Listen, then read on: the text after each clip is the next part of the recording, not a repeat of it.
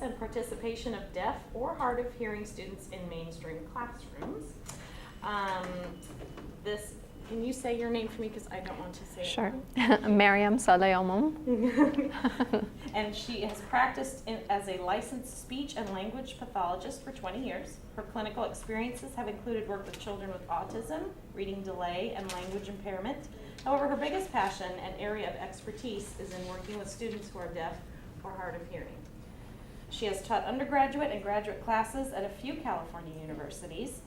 She's completing her 5th year in the joint doctoral program, Special Education at University of California, Berkeley, and San Francisco State University, and has begun her dissertation work in the area of literacy development. Thank you. Okay. And actually, I'd like to know who's in the audience. So how many teachers are in the room? And I don't know I won't know anything about the virtual audience.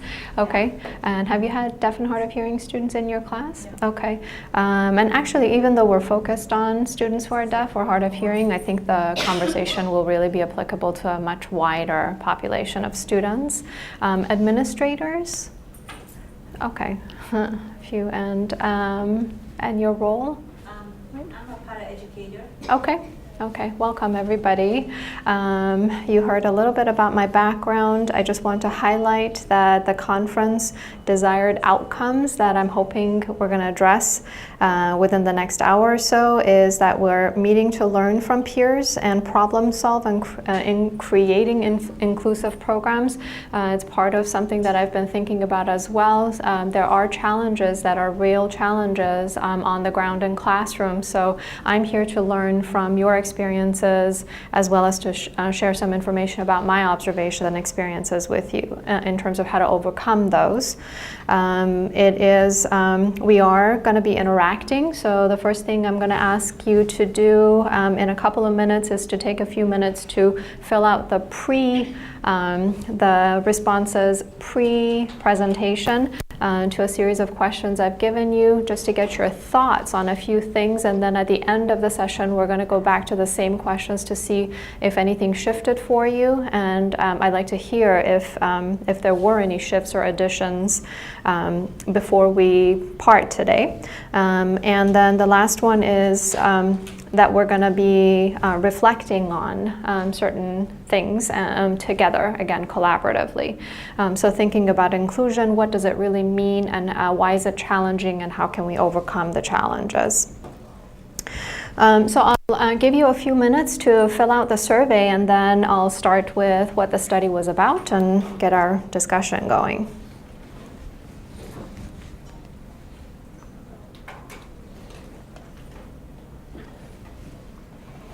And for those participating virtually, I actually posted PowerPoint slides, but not the survey. I can make that available to them if they'd like to take notes as we talk about things.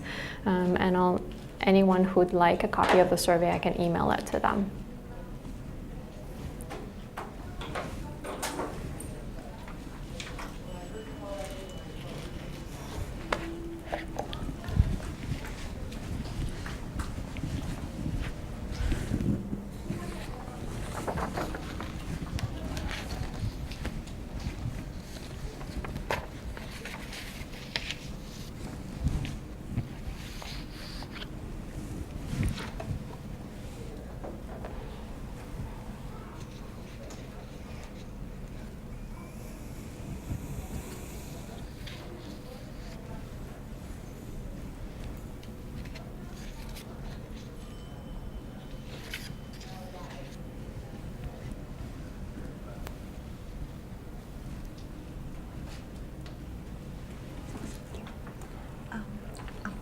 Pretty new with the file here, so would it mind if I don't fill out? I just want to learn more. Oh, this is really just for your benefit, so it's not required.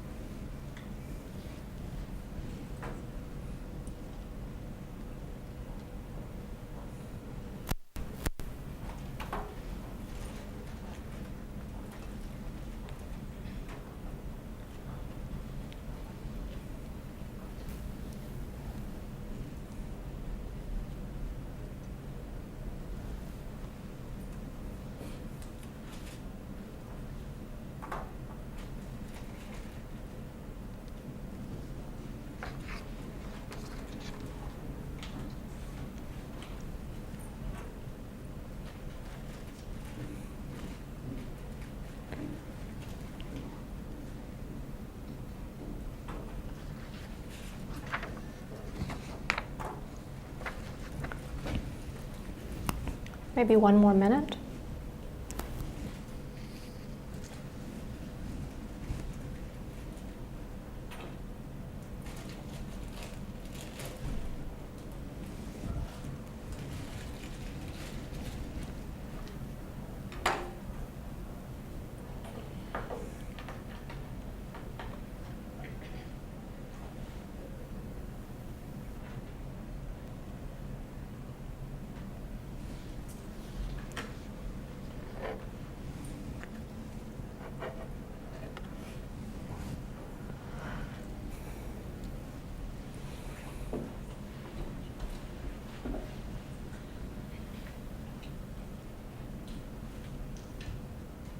Okay. Well, I'm going to house the conversation we're going to have in a study that I'm going to share with you. But again, my interest is really in talking about the general population of students with any unique needs. So whether it's the learning style or a diagnosis that we've given them, such as deaf or hard of hearing, students on the spectrum, etc.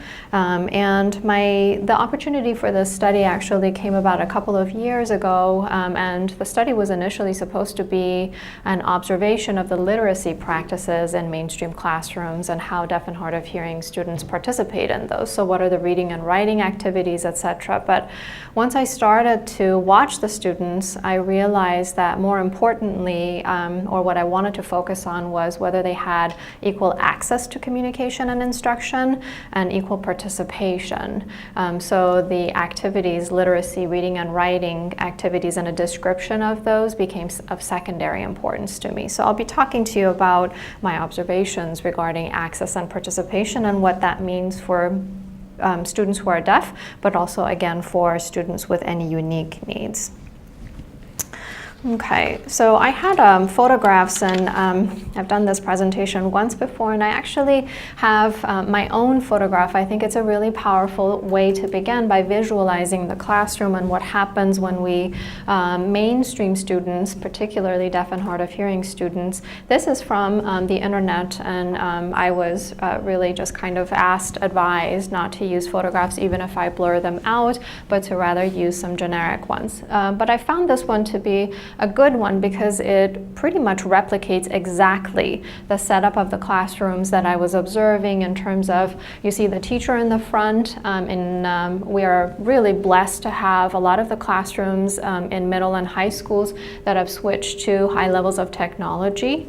So we have the projector screen behind the teacher that's not showing anything in this picture, but is often used in the classrooms and was throughout the two mainstream classrooms. But you also see a sign language interpreter in the front here that is facing one of the students that we can assume is the deaf or hard of hearing student.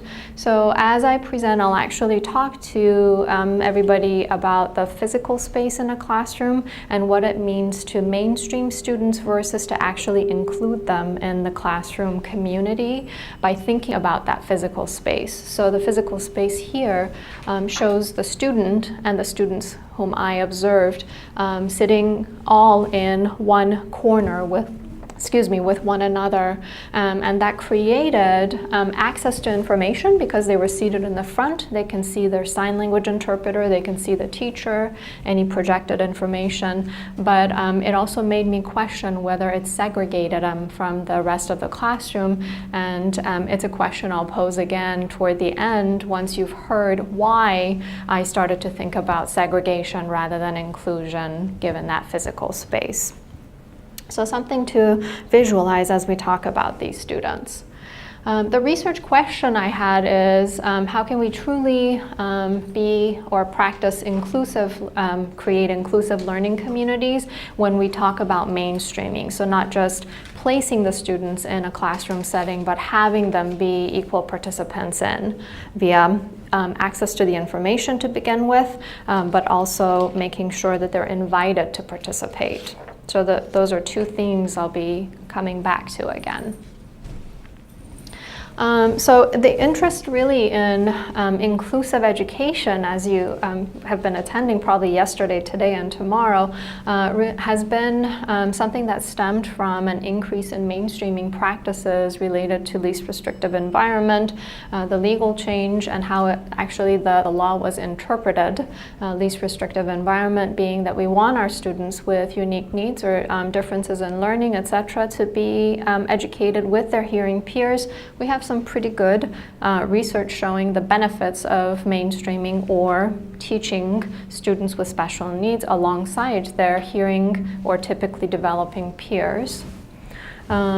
It also stems, or my personal interest in mainstreaming or inclusive education also stems from a review of the literature that shows that students who are deaf and hard of hearing, especially those, a good number of those who rely on an interpreter, a paraprofessional, a third party to mediate instruction, may have an increased cognitive load because they have to shift their attention between more than just the teacher and the text. In the case of deaf and hard of hearing students, if they're taking notes, for example, they cannot be watching at all, so they lose access, the visual access to information, so that constant shift in attention and having to process information, maybe one at a time or one mode at a time, increases the cognitive load for those students as opposed to their hearing peers. So what can we do about that? And it's not an easy answer, but we'll come up with some potential solutions to kind of alleviate the problem, not necessarily resolve it. And then we get report after report from the teachers in the classrooms themselves saying that they lack adequate training. They just don't know how to work effectively with their students, how to adapt the curriculum, how to collaborate with sign language interpreters, how to collaborate with paraprofessionals who are working with kids with special needs, etc. Okay. Anything that you think can be added to what motivates us to look into inclusive education? Or why it's important to you?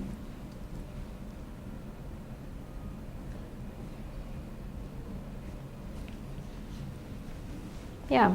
I think it's important for me for inclusive environments because all students deserve an opportunity to have access to content, social skills, and just those basic, field trips that everyone else gets to go on. They get to go to the same assemblies that everyone else gets to go to, those basic elementary school experiences. Okay. Inclusion is important. Great. So you mentioned equal access, but also access to the kinds of experiences outside the classroom, so assemblies, field trips, etc. I've been asked to repeat what you say so that those participating virtually can have access to the information, actually, since we're talking about access. Okay.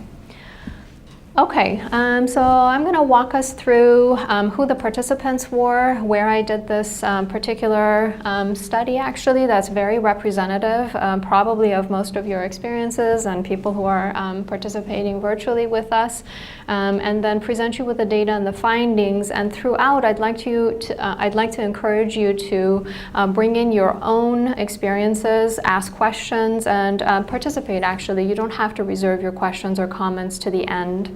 And try to relate anything I present to what you have experienced with other populations and at other sites.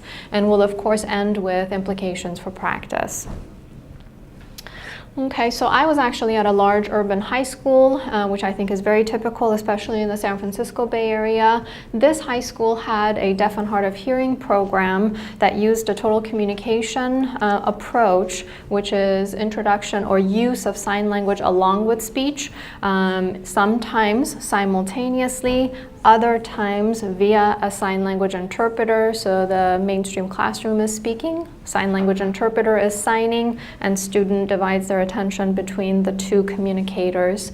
Other times the deaf and hard of hearing student is in a self-contained classroom where a teacher of the deaf is signing and speaking at the same time and instructing the students directly. In this program, the students were pretty lucky to have consistent sign language interpretation anytime they were in a mainstream classroom. It was really rare that an interpreter was not available, and it was usually due to illness and an interpreter not showing up. And and the district not being able to provide a last-minute substitute. Okay. Otherwise, there was consistent access to information via sign language for all students. I got a history of the deaf and hard of hearing program, and one thing that my interviewee really emphasized is that there had been a history of resistance against having the deaf program included into the mainstream campus in multiple ways. So they had been physically present on the mainstream campus for decades, but in terms of having, for example, certified interpreters hired rather than people who said they had some sign language skills, in terms of having interpreters and not having teachers of the deaf wear multiple hats to interpret and teach and do X, Y, and Z. So supplying the deaf and hard of hearing program with adequate resources, but also in terms of the attitude of starting to work with and collaboration with the teachers of the deaf and program directors, the deaf and hard of hearing program directors, having the students in mainstream classes, etc. That personnel in the deaf and hard of hearing program had to work really hard and over a very long period of time to get that collaboration going, and that they continue to have to work on it. And then there were ongoing efforts to educate the mainstream teachers and staff about when we have a student in your class, what does that really mean? What is the degree of deafness for the student? How does it impact their language? How can they or do they communicate directly with you? How do you set up communication rules in the classroom, kind of guidelines that increase the effectiveness of communication between the deaf and hearing peers or teacher and deaf peers, and so much training that needed to happen that the deaf and hard of hearing personnel were aware of and were providing, but not necessarily in a systematic way. So it wasn't that there were 3 scheduled trainings throughout the year, that there was a systematic approach to eliciting feedback from mainstream teachers in terms of their needs, et cetera, as you'll see again in some of the interview and survey excerpts that'll come up. So does this remind anyone of any challenges that you have experienced, especially with regards to, now that we have this really growing and pretty significant in number population of students with special needs, how do we adapt our schools, classrooms, teacher training, etc., to meet the needs of such a diverse body of students?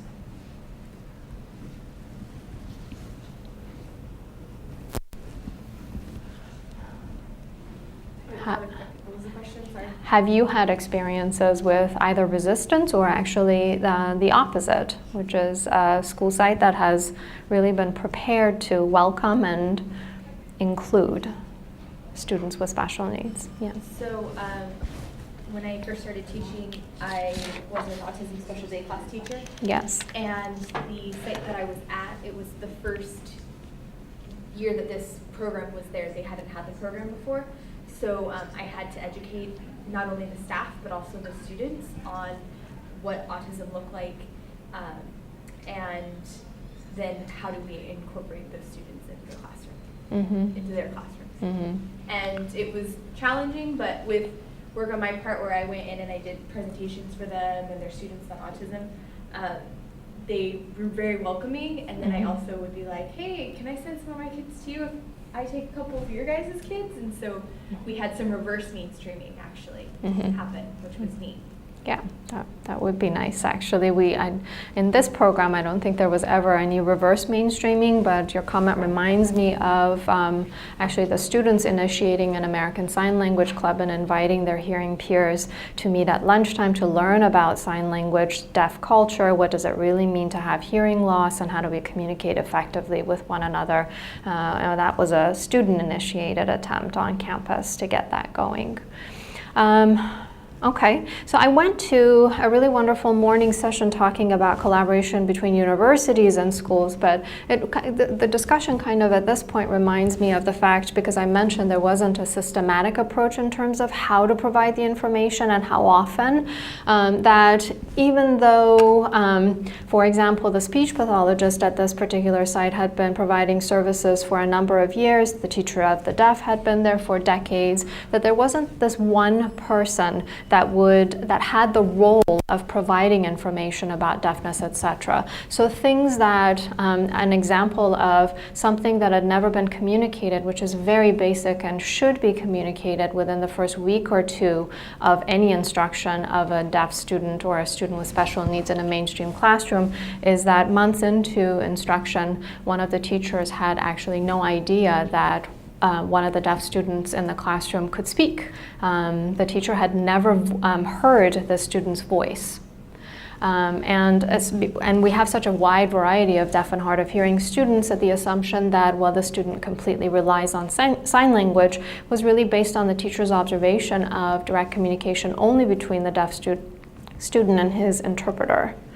We had another example of a teacher who didn't know that the student who had poor speech intelligibility, a different student, could read, that actually print would have been an viable alternative mode of communication, direct communication between teacher and the second student.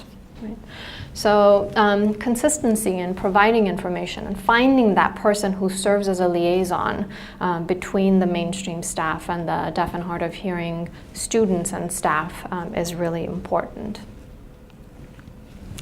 I worked with one teacher of the deaf in getting all the information through interviews, surveys, observations. I worked with one teacher of the deaf, 3 mainstream teachers in 2 subject area classes, 2 sign language interpreters, and then I focused on 3 students who were deaf and hard of hearing and following them from between the 2 subject area classes to see how they participated. And collected 8 one-hour observation data, the first one of which was in actually the self-contained classroom. And then the teacher of the deaf unfortunately left because I wanted to continue to observe that classroom as well. I didn't feel like observation with a substitute teacher who was just stepping in without any knowledge of the students would have been a fair comparison of a self-contained classroom with a mainstream classroom. But even that one observation, as you'll see, was so powerful in showing how participation and access to information was so different when the students had direct communication with their teachers as opposed to in a mainstream classroom. So the 7 following observations were in the 2 subject area classes. Everything was video recorded, so I could go back and do a more thorough analysis of the data, but I did actually take notes every time I observed, because some things you can really catch live, or some of the thoughts are much better recorded as you're watching live than an afterthought. And then I also had several surveys to the various participants, the teacher of the deaf, one of the deaf and hard of hearing students, one of the sign language interpreters, and one of the mainstream teachers. So I divided the data into 3 or under 3 emerging themes. The first 2 are communication access. Is it equal for students with special needs? In this case, the deaf students. And participation. Again, is it equal between the deaf versus hearing peers? And then by looking at those or thinking about those 2, I started to think about, if we're going to improve practice, how do we do it? And so the third theme really reflects my thoughts on communication as a shared responsibility between all participants. So if I were to recommend something, or we have a conversation about how to improve practices, the responsibility shouldn't be loaded on just the teacher or just the interpreter or just the students themselves. So we'll talk about all participants. You will be seeing some interview excerpts and some of the classroom notes. So you'll see the key rather than the full titles printed out. So T for teacher, Stud H for a hearing student, INT for interpreter, and Stud D for a student who's deaf. So this is an artifact that gets our conversation going about how certain things in a mainstream classroom can actually serve to both facilitate participation, but also challenge it. This is an artifact from one of the subject area classes. It was a biology classroom. Again, all the classes are smart classrooms, so they have a projector. Oftentimes the teacher projected visual images, their own notes, the students' comments, leading questions. So the projectors were actually a wonderful way to provide access to communication and instruction for the students who were deaf, who may be missing some of the verbal communication and even the sign language communication, as you'll see in a few minutes. But anything that we've talked about that would, or that you think about that might also challenge participation, or I'm sorry, access to communication for deaf students when you're projecting information. I can't read it from here. Well, yes, that's true. But that's because, and that's the way I'm projecting it. But actually, it's a good thought, because I don't think so. Well, actually, it's quite relevant, because I'm at a different site doing a different study at the time, and I know that the case manager for one of the deaf and hard of hearing students mentioned that he has not been wearing his glasses for several weeks, and I don't believe the classroom teachers know that he's even supposed to have glasses. So again, thinking of who is that one person who serves as a liaison, as the person who provides all the critical information for all the mainstream teachers and the support staff, interpreters, etc. Okay, so yes, you have to be able to see the information. Well, it assumes student to comprehend the content material that's presented. Yes. And so it pros, I think it's a challenge. You first have to have available access. Mm-hmm. But on the other hand, we also have to provide that knowledge that often deaf kids, because of the language delay, at least in I working at elementary school, it's a struggle. Mm-hmm. How do you balance those kids to be included and be mainstreamed and provide appropriate access Mm-hmm. and accommodations?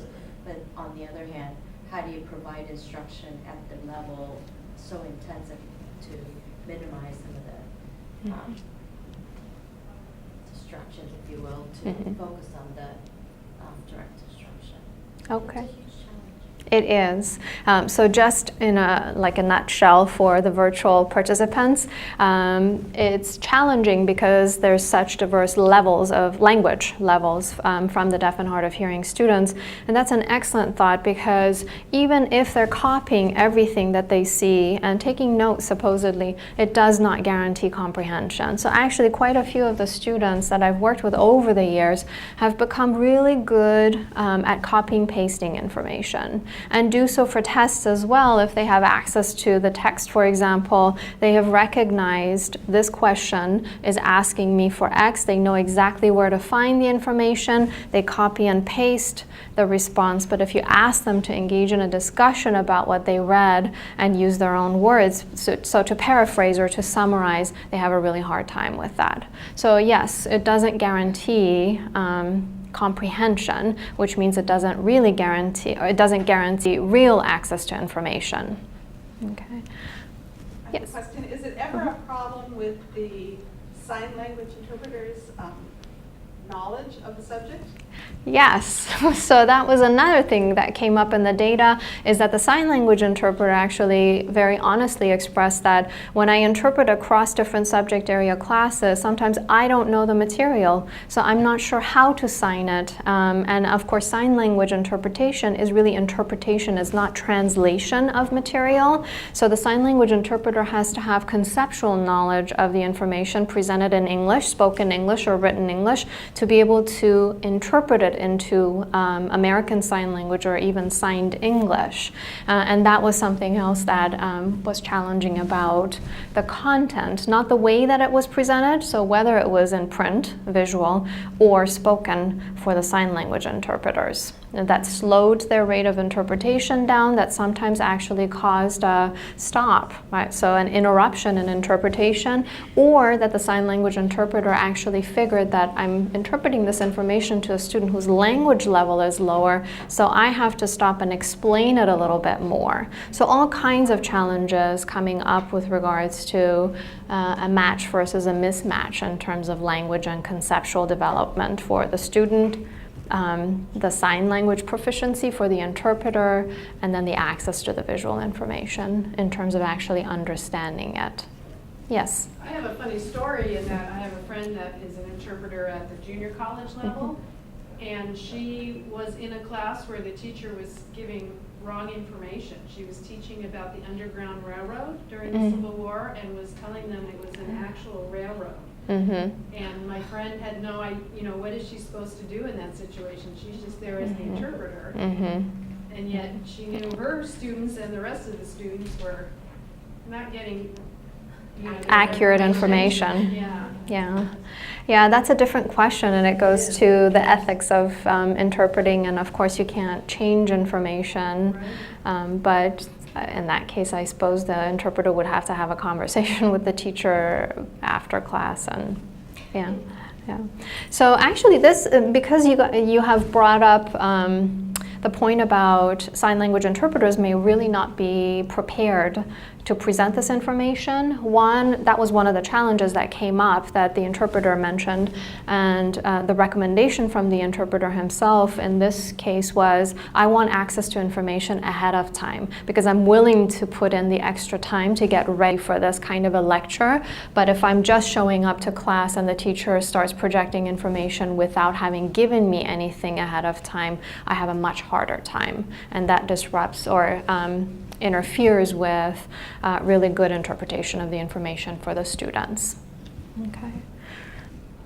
And that requires collaboration between the sign language interpreter, if it is a paraprofessional, and the teacher, right? So the teachers have to prepare ahead of time, which is something that we're asking them to do in addition, above and beyond what they may be prepared to do under normal circumstances. Okay, so if you read through this excerpt, this is one thing that the mainstream teacher mentioned. Or I'm sorry, this is an excerpt of instruction in the classroom. So the teacher is giving instruction to the students. Be sure you're prepared to talk about any of the questions on the seminar question list. She's getting them ready for the next day's instruction and giving them instruction about how to do the home activity, the homework activity. A hearing student asks a question, the teacher responds. Again, she goes back to instructions. These are the questions you'll be discussing. Study for it, prepare for it. She's getting them ready also for an exam on the material.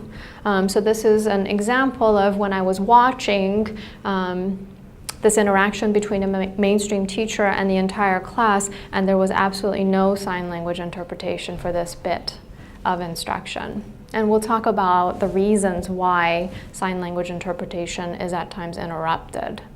Right? Because it's certainly not because the interpreter doesn't want to be doing his or her job. Okay.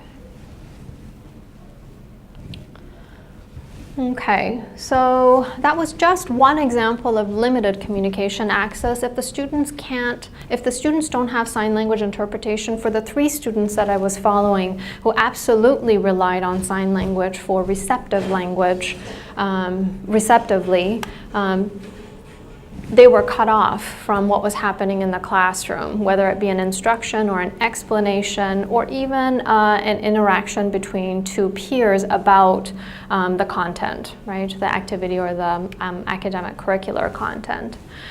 So some things that contributed to this were, one, sometimes the pace of instruction was fast. So this was especially if the interpreter had to elaborate on concepts, so he or she would need to take more time to explain something and then get right back to interpreting what the teacher was communicating. And anytime we rely on a third party to mediate that kind of an instruction and they step out out of their role as simply interpreting information to having to teach something, and there's no awareness on the part of the teacher, so the instruction continues while the sign language interpreter is doing something else, right? So that's one example of a pace of instruction. Lack of communication, ground rules. So this came across in multiple examples in terms of a lot of times the teachers were actually using something that's evidence-based or recommended, which is sometimes called dialogic interaction with their students. So eliciting lots of comments from the classroom, from the peers, from the students, except there were no ground rules. So when people were commenting, asking a question, there wasn't really a clear indication of who was taking a turn. That's really challenging for a student who's deaf or hard of hearing because they can't immediately turn to the source of information. They've no idea auditorily where it's coming from. And the pace of communication was quite rapid.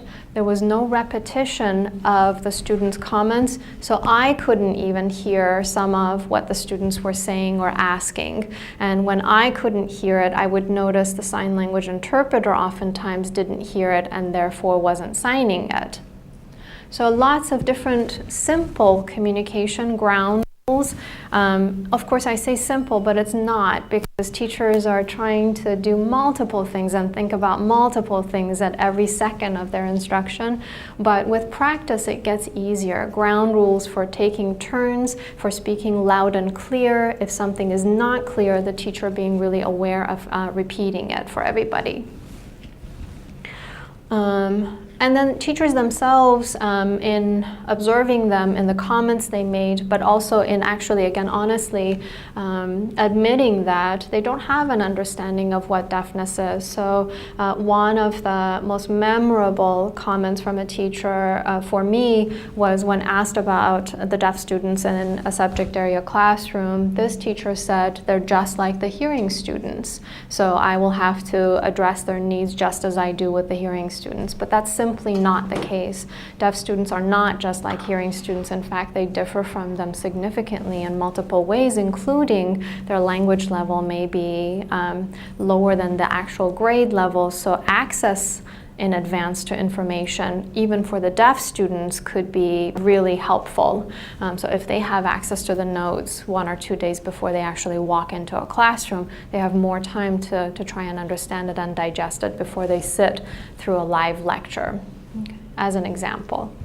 And then finally, the complex subject area content that we've already been talking about. So interpreter having to slow down to think about, how am I going to interpret this information that I'm kind of grappling with in terms of understanding it.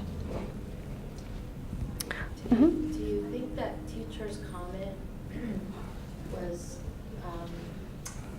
in the spirit of, I have an interpreter for the student, it's an inclusive environment that I'm trying to create. So I'm not going to treat this student like any other, I'm going to treat the student like any other student. Do you think she meant it in that context, or truly she really had lack of understanding of hearing impaired students, that particular student's learning style, level, all of the above? I think simply providing an interpreter does not necessarily equate that student's comprehension of the content that she's trying to teach.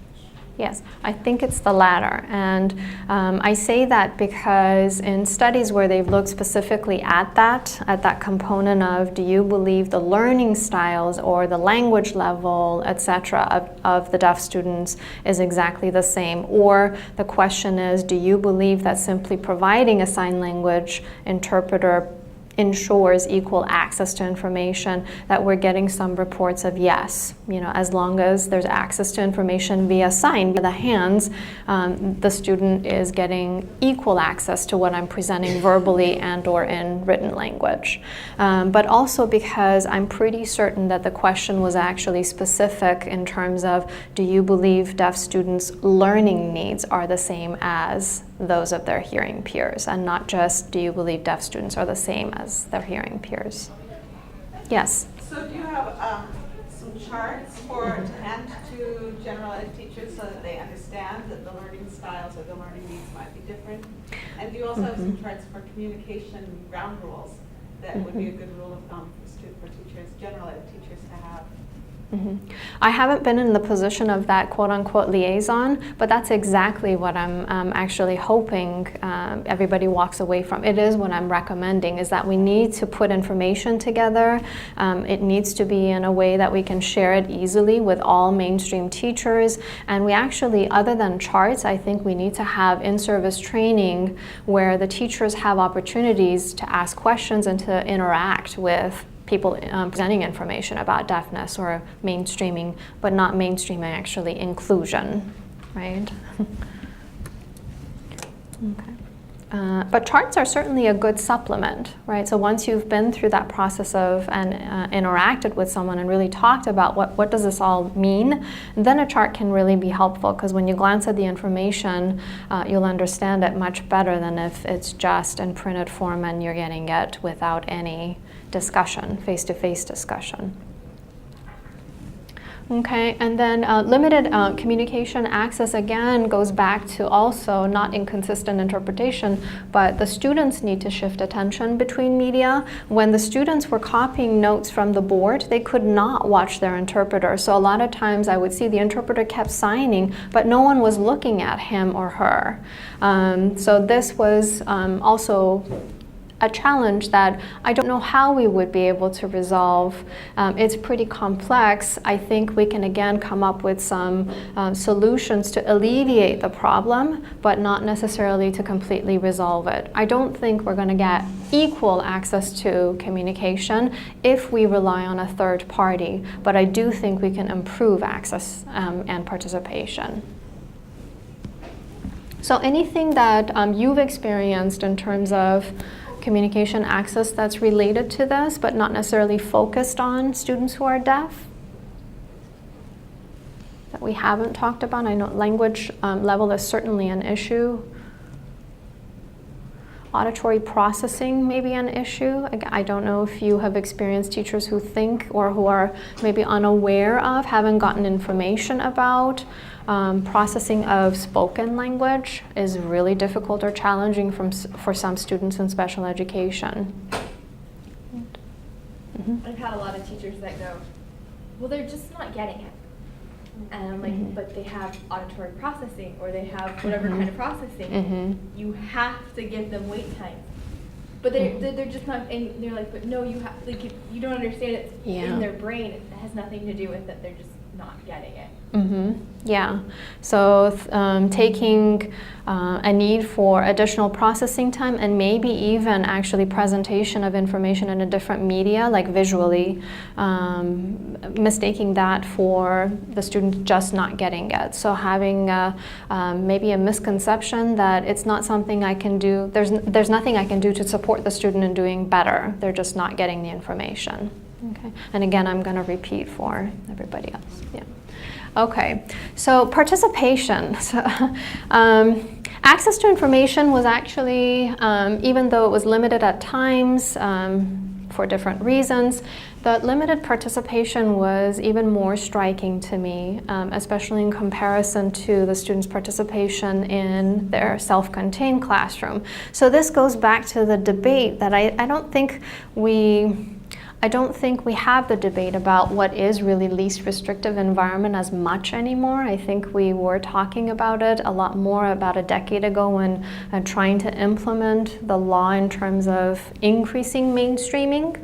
But there are things about mainstream classes, if they're not truly inclusive, that actually restrict participation much more so than self-contained classrooms. So the students in a self-contained classroom are thought to be isolated from their hearing peers, and so they're not getting some of the benefits of that integration. But if they're placed in a classroom without invitations to participate and the effective means of being able to participate, we aren't necessarily giving them instruction in the least restrictive environment. In the 7 hours of observation in the 2 subject area classes, there was 0 participation by the students who were deaf and hard of hearing in large classroom discussions. So this does not include times at which teachers would pair students to discuss things with one another. And I'll talk about that as well, because there was a significant difference when there were paired discussions as well. But this is in large classroom discussions. It includes things like when the teacher would pose a series of debate questions and then ask the students to physically group with like-minded peers of, I agree with this controversial statement, I disagree with it, I feel neutral about it. So there were large groups of like 7 or 8 students per group. Teacher would elicit comments from students from each of the groups. So it includes those kinds of activities. And in 7 hours, 0 participation was striking to me. I thought we need, this is something that definitely can be addressed. It's easily changeable. And yet I don't think the teachers are aware of what's happening in terms of, are they inviting participation from their deaf students? Again, so the reasons for it, there was a lack of direct invitation, and I realize a lot of times classroom teachers ask for volunteer participation. So if a deaf student doesn't volunteer himself or herself, the teacher may feel like they don't want to single them out. But there were plenty of times where the teacher actually invited participation by an individual student as well. So there was a mix of volunteer versus, Adam, what do you think? There was also, again, that fast pace of instruction, so thinking about it in a slightly different way. If you think communication as mediated by a third party, if you think of specifically sign language interpretation, you would probably immediately think, if I say something and a sign language interpreter is signing it, there's a time lag, even though it may be 1 to 2 seconds. The response from hearing students often was so immediate that it was before the sign language interpreter had finished interpreting the teacher's comment, a question. So that actually immediately really limits the deaf students, even if they wanted to participate, to raise their hands, because by the time they got the information, somebody else had already raised their hand and was being called on. So that's a different way to think about pace of communication and the need for ground rules. That the teacher could say, anytime I pose a question, there's going to be a 3-second pause, and then you can raise your hand and participate. Of course, the inconsistency in the interpretation, so in the activity actually that I just mentioned to you guys, where the students were grouped into agree, disagree, neutral, one of the deaf students, the sign language interpreter had stopped interpreting. There were multiple things going on. One of the deaf students raised her hand or flagged the sign language interpreter to say, sign please. I'm not getting what's happening, but sign language interpretation in that moment didn't resume, right? So there's inconsistency in interpretation that added to this. And then there were at times lack of attention or eye contact from the students themselves. So the interpreter was signing, but the students were having a side conversation, they were not paying attention, and just kind of disengaging. And of course that happens with hearing students as well, right?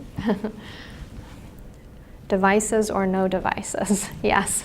So is there ever a challenge with the student who's deaf looking at the interpreter instead of at the teacher, and therefore not getting that eye gaze with the teacher and that direct kind of communication of the student paying attention and engage with them? Absolutely. Yeah, and I don't know if it comes up on one of the slides, but I do know that I talk about it often, is that, and the interpreter brought it up, is that the students and the interpreter, the teacher, all 3 parties need some information about how communication is supposed to take place. So students who have a third-party mediator, like a sign language interpreter, become overly reliant on the interpreter to the point that they never initiate a direct communication with their teacher. So in this program, actually, the interpreter was aware of that, and he had already started to encourage the students to walk up to the teacher. He would say, if you need me, I'm right here, but I want you to try to look at your teacher, address him or her directly, sign what you need to sign, and I will say it, right? I will do the verbal interpretation for you. Then continue looking at your teacher, and I will sign what the teacher says back to you. And so there's that shift in attention, right? It's more complex, but again, it's part of the communication training that needs to happen. So yeah, absolutely. And it is much more complex. So there's that increased cognitive load of who do I look at when? When do I shift my attention to projected information? The teacher, because a lot of the students have access to some auditory information, so if they learn to pick up on certain cues in terms of when to shift attention to which media, they would benefit, they would be able to be proactive, right, in terms of their own access to information. Okay, so I just made a chart because to compare the 7 observations in the 2 subject area classes to the very first observation in the self-contained classroom, which was 1 hour, there were 11 participation observations during that 1 hour from the deaf and hard of hearing classrooms. Now, you may be thinking, well, of course, because they're all deaf and hard of hearing students, so anytime the teacher elicits a comment, it's going to be from a deaf and hard of hearing student. But it does really bring out the stark contrast between direct communication with a student versus mediated communication in a mainstream setting. And it doesn't mean that a hearing teacher cannot directly elicit a comment or a question from a deaf student. So this takes me back to, if you go back to that image that I projected in the beginning and the physical space of the deaf and hard of hearing students in the corner of the classroom, what happened is I started to notice that even when the hearing teacher is walking around and going up and down the rows, that oftentimes her body is away from the deaf and hard of hearing students in the front corner and toward the rest of the classroom. So I thought, well, if she's really not conscious of eliciting invitations, this physical arrangement is yet another, it's something else that adds to what's happening in terms of our deaf students being segregated from the rest of the classroom. Okay. So what do we do about that? You know, if we're going to provide access to visual information, the interpreter projected information, etc., and we can't have students seated in different areas. If you have 3 to 4 deaf students, one can't be in the front, the other in the back. What is a good solution? Same thing with kids with any kind of kids who use devices to communicate. So they rely on alternative communication systems. You need awareness. Yes. Ground rules Yes. and intentional teaching. Yes. Of like pulling those students into the classroom community, whether it's with your body proximity or body orientation or actually calling on them, maybe even having changes in seating arrangement that are thoughtful and purposeful, not necessarily every day, but when you group students, where do you seat them so that they're not always in that front corner and interacting only with one another. Okay. Okay, so this was a chart that again showed, it is a replication of where the deaf students were seated in the blue and the rest of the classroom. We just talked about that, I just forgot to turn to it. So cooperative learning communities is another buzz phrase right now as something, again, that we think is really effective. We want peers to learn from one another. We don't want the teacher to always be the one to lecture and or to guide the discussions.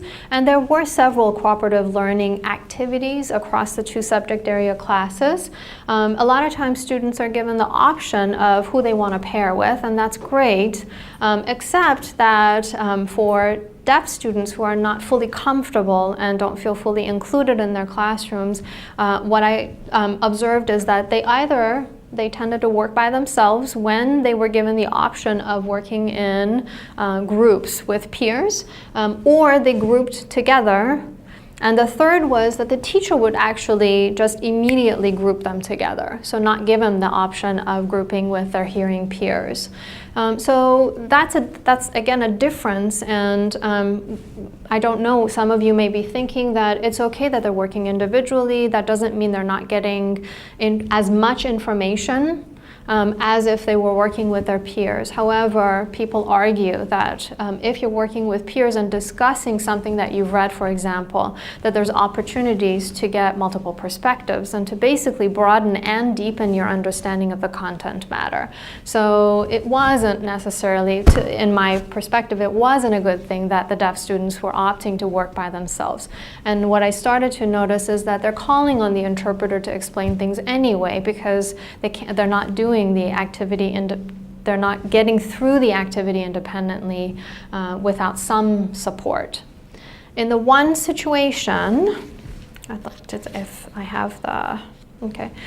You'll see in a minute, in one situation when one of the students who was deaf actually chose to pair himself with a hearing peer, the interpreter had a powerful role in mediating that communication and in really getting the group to work.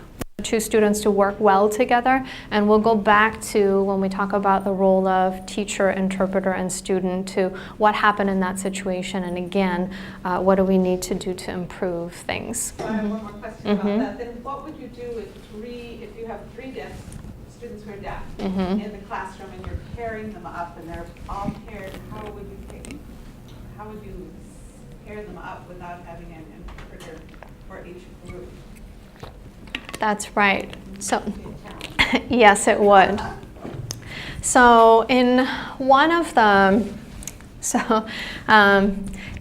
in one of the articles that I was reading related to this study, the suggestion was the interpreter and the teacher can, if they're working collaboratively, can figure out how to train the students to communicate directly with one another using alternative communication. So that would be one option.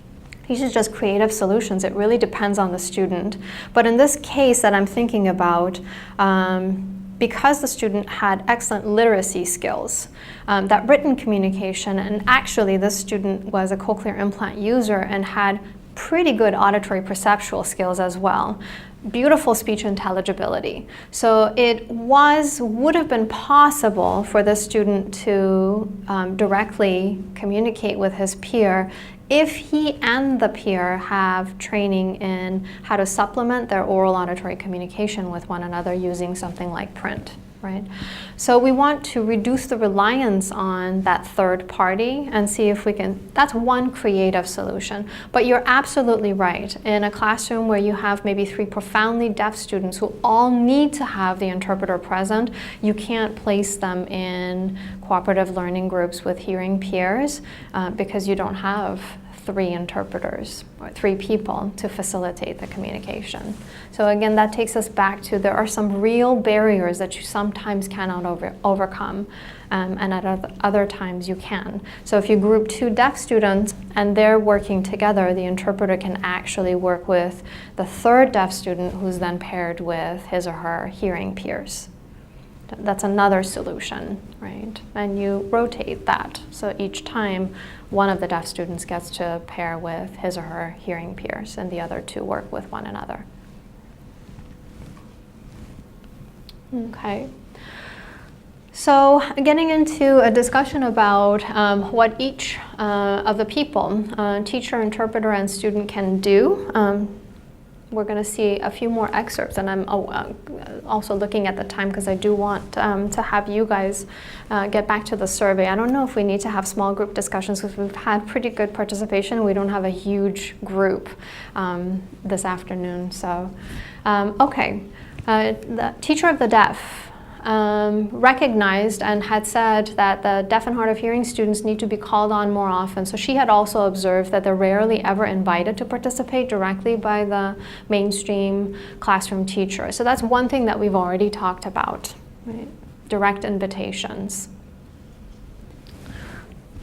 Mainstream teacher was observed and actually self-reported a lack of training. I just don't know how to communicate effectively with my deaf students. So that really kind of feeds into, if I don't know how to communicate effectively with my deaf students, I'm not gonna, right? I'm gonna rely on the interpreter to do it for me.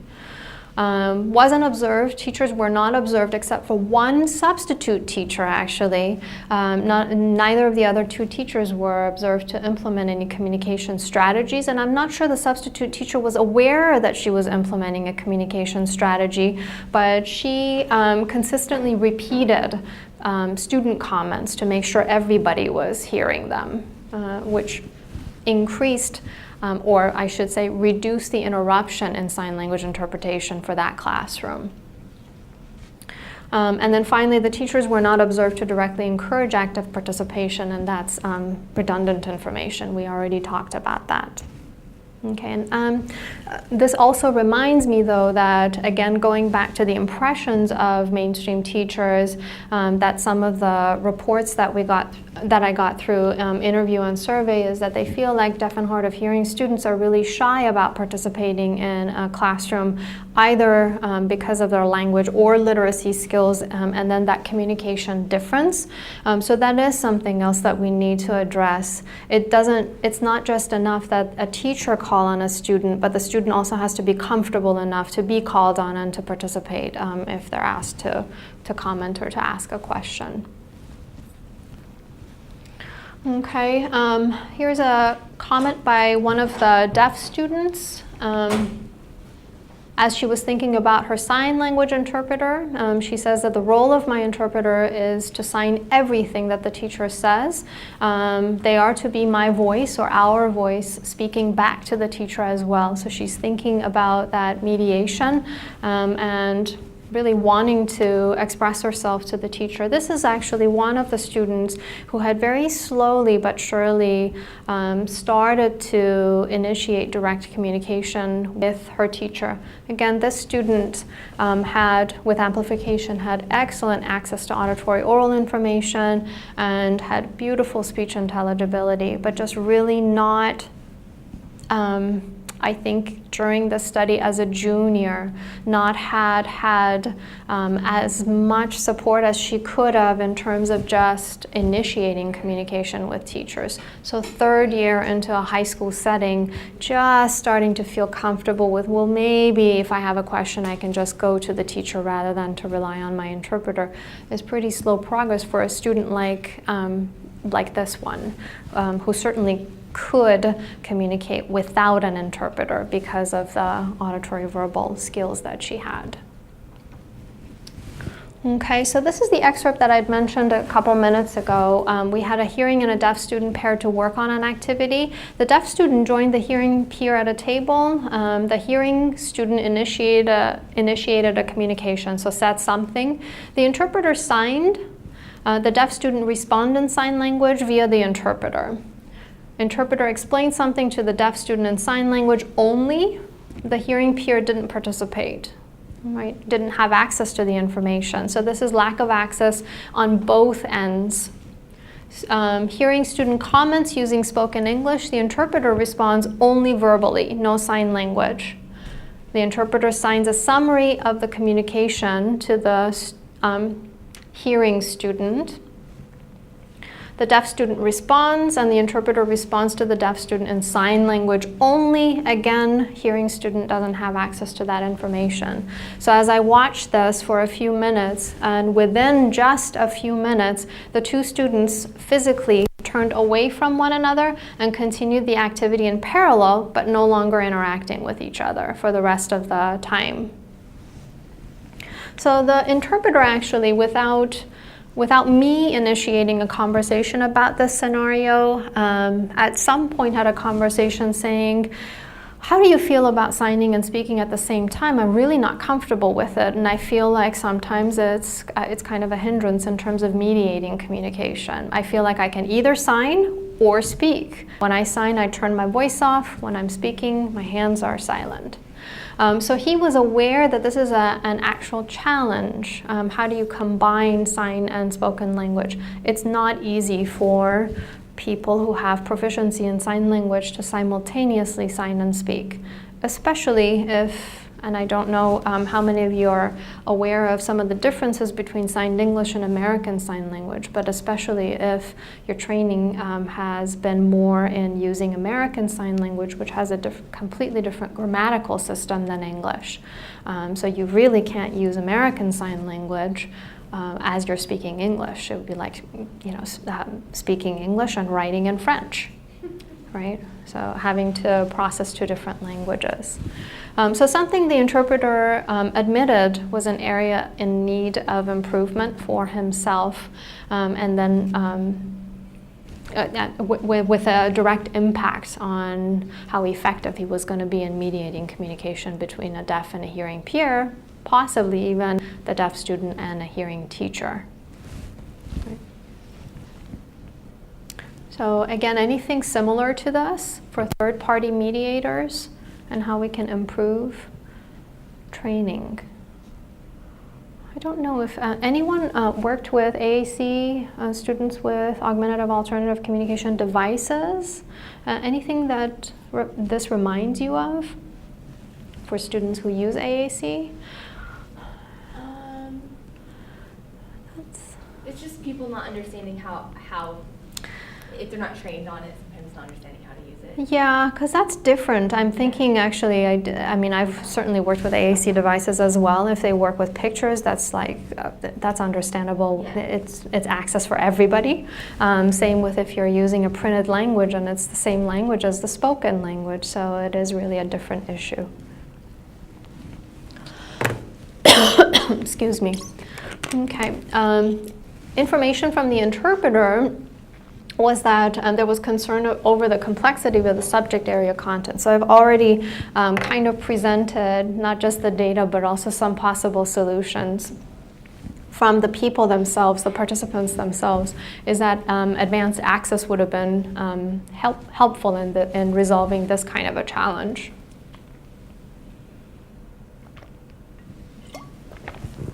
But the interpreter also really, I think, sometimes wasn't aware that there was an interruption in interpretation especially for certain kinds of information, like instruction about what to do tonight to get ready for tomorrow's class,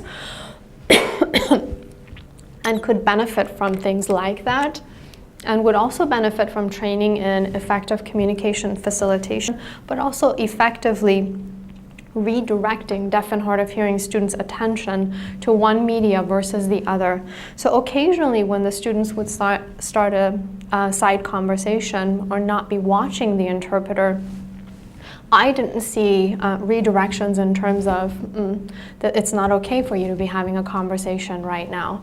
I know from personal experience of having some proficiency in sign language, then when seated in a classroom setting or a presentation, because sign language is silent, that people occasionally, especially younger students, feel that communicating in sign is not an interruption in the same way that two people talking while the teacher is talking is. And that's simply not true. Not only can it actually disrupt the teacher, or distract the teacher, but it interferes with the student's access to information. So interpreter and students, both parties need information or education about those kinds of issues as well. And would you also suggest a teacher be aware of that, as she would with any student, say, about talking, to say to the deaf student? Yes, absolutely. Absolutely.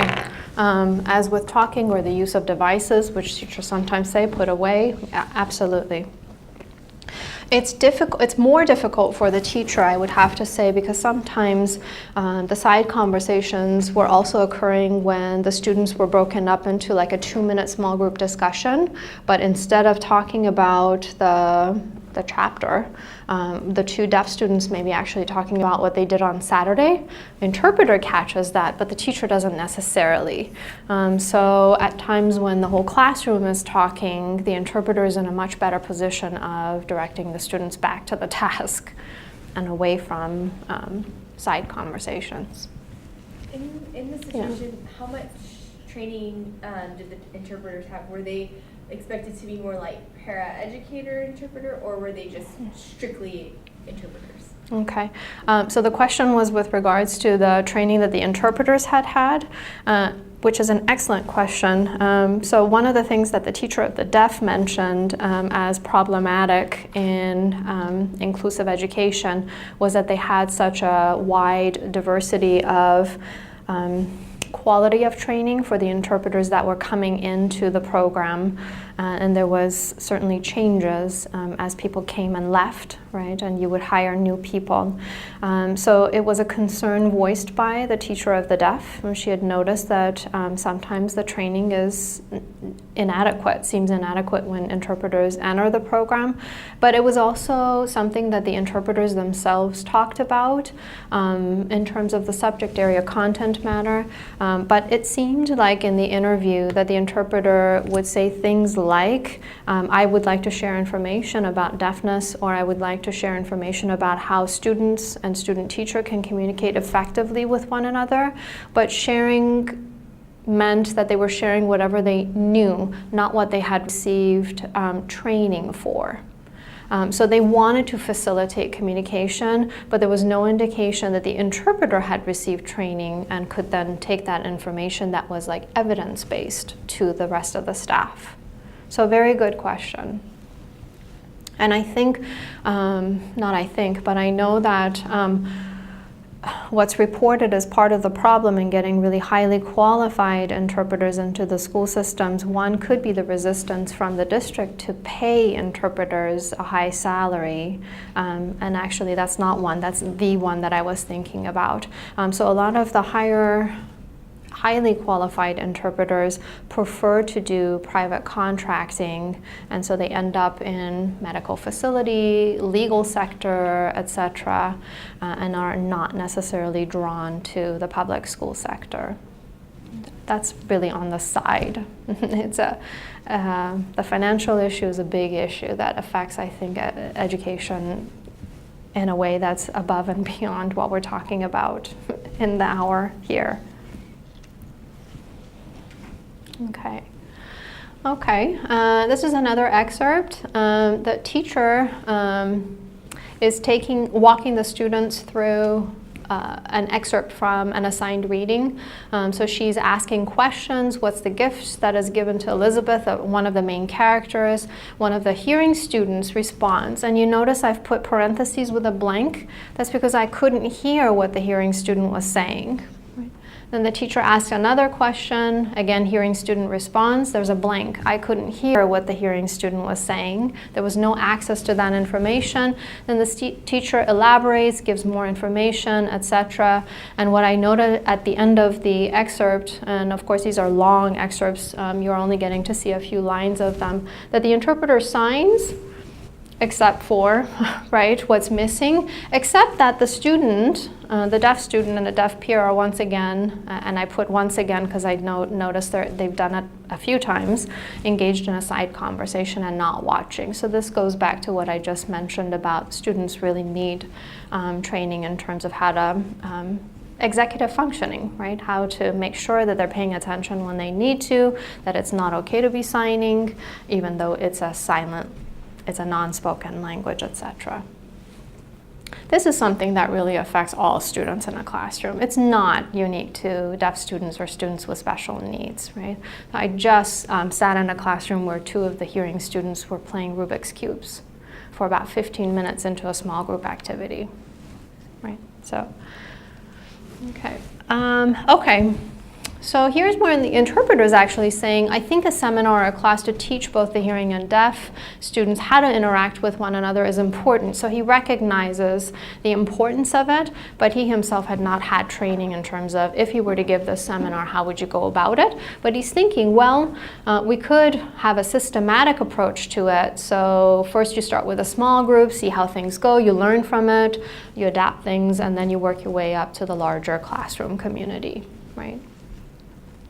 So with support, I think most, if not everyone, is really open to changing their practice. Everybody just needs the right kind of information about what do we consider effective and how do we implement it in a classroom. And then finally, the deaf student, and things we've already talked about is improved attention and their need for effective communication training. Not only effective communication training, but also this attitude of you can. You have the skills. You can communicate directly with your friend. You can communicate, hearing friend, peer. Communicate directly with your teacher. It doesn't have to be auditory verbal. So a lot of students whose speech is different are aware of the difference in their speech and very hesitant to use it with new people. And I mean new people, when I say new people, I mean people for 2 to 3 years. So they remain a new community as they change classes and go through a high school experience from freshman year to sophomore year to junior year. So sometimes we don't see the students really feeling comfortable about voicing at all until their junior or senior year. Have they been given any opportunity to use to text on phones? Because I think of high school students now who communicate side by side, texting to each other. Exactly. Which Yeah. would be a brilliant way of adding one more communication device that everybody's using. Yeah, exactly. I didn't see that it was something that they were encouraged to use, but it can be. And that's the, a few minutes ago when we were talking about if the interpreter is not available because he or she's working with 2 other students, the third deaf student could actually be using written communication, and that could certainly be texting and not actually using paper or pen. And most of the high school students are not talking to each other, they're texting. But, Yeah. Yeah, so something like that was part of the training for one group of students whose high school experience included a work training program. So interestingly enough, in the vocational training, they were taught to use text messaging, pointing, and any sort of written communication when they were out in the community, but not necessarily encouraged to do the same thing within the school where they spent most of their day as adolescents. Okay, so in conclusion, I thought, well, mainstreaming is a good thing. I'm actually personally a supporter of mainstreaming. I think, again, we have pretty good literature that it supports academic and language development, although we have to be careful because one of the things that's come out in recent analysis about students who are in mainstream classrooms as opposed to students who continue to receive their instruction in self-contained classrooms is that there is pretty notable differences between the students. So the student characteristics are different. So it becomes an issue of comparing apples to oranges sometimes, right? We can't say that mainstreaming necessarily is effective if we have a group of students who may, for example, have a higher use of cochlear implants, may have higher baseline language skills, and a bunch of other things, may come from monolingual, higher SES families, and so we have to be careful when we do make those kinds of comparisons. But overall, I think access to regular curriculum, getting an education with your hearing peers, or in just having access to all the social activities on a mainstream campus, gaining the confidence to directly communicate with the general public, all of those things can be a good thing as long as we're really conscious about or continue to evaluate how we're practicing mainstreaming to make it truly about inclusion.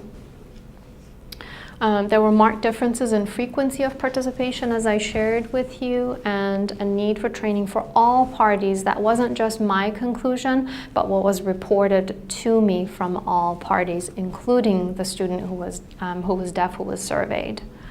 Everything that I observed, technology, seating arrangement, and interpretation facilitated and challenged participation. So we need to figure out how to reduce the challenges and increase facilitation.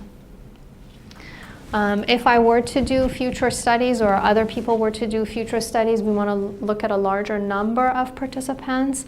I also wanted to get administrative perspective. What do administrators think about this in terms of what's challenging about setting up, for example, a systematic way of educating mainstream teachers in terms of resources, lack thereof.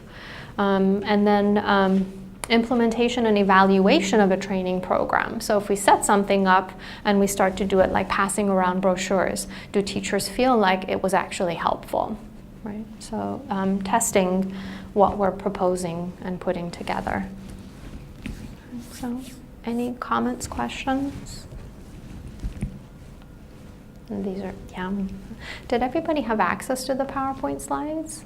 I don't know how that all worked. Okay.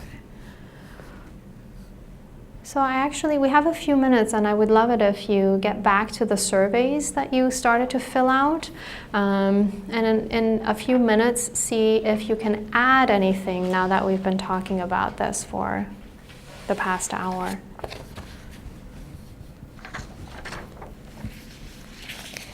Add or change.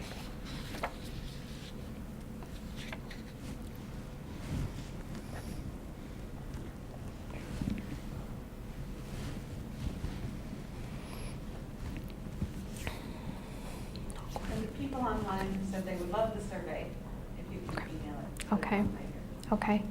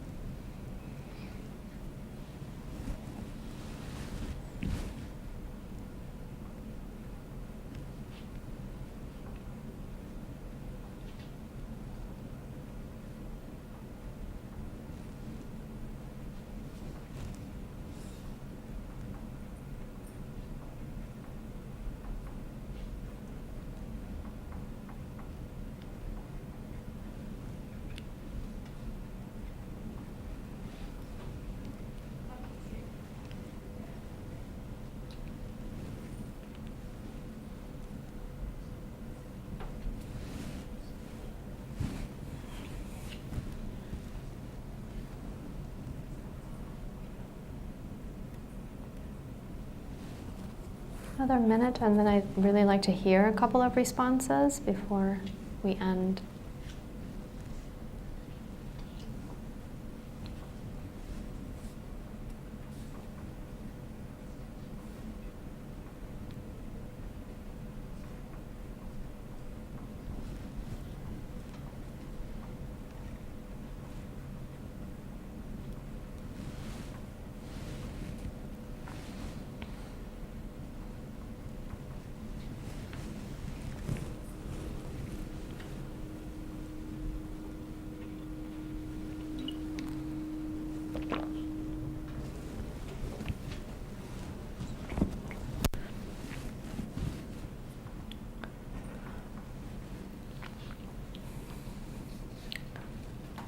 Okay. Anyone want to share something that they wrote about whether they think mainstreaming and inclusion is synonymous? Something that changed for them over the course of the hour?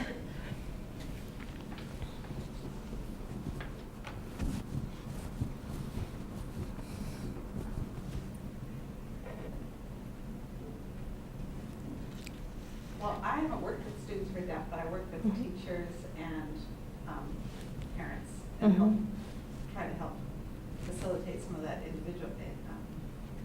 And so I haven't done a lot of work with students who are deaf, but there were a lot more complexities that I hadn't thought about, like looking at the interpreter or not having the interpretation be exact.